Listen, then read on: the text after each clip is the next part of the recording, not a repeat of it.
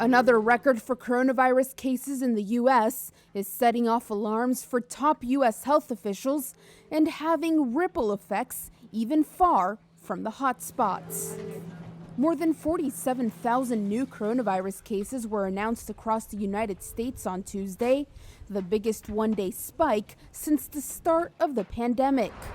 California alone, once hailed as a success story, reported over 8,000 new cases, its highest increase for a single day. Amid the crushing new wave of infections, Vice President Mike Pence, joined by U.S. Surgeon General Jerome Adams, made a plea to Americans. Please, wear a face covering when you go out in public. It is not an inconvenience.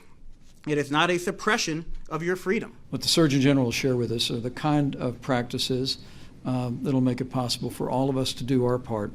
The Trump administration has drawn criticism for mixed messaging on face coverings, with U.S. President Donald Trump himself mostly declining to wear one.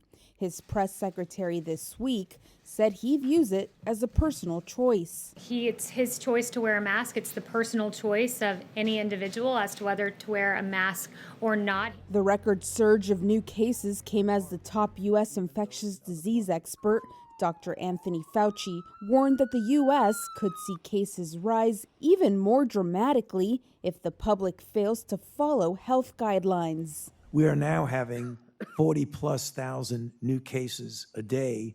I would not be surprised if we go up to 100,000 a day if this does not turn around, and so I am very concerned.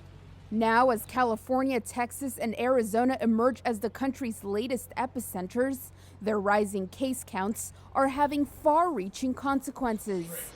In New York, despite its improving virus caseload, Mayor Bill de Blasio on Wednesday slashed plans to resume indoor dining at restaurants in New York City. Look, even a week ago, honestly, I was hopeful we could, but the news we have gotten from around the country gets worse and worse all the time. Indoor dining had been slated to return on Monday.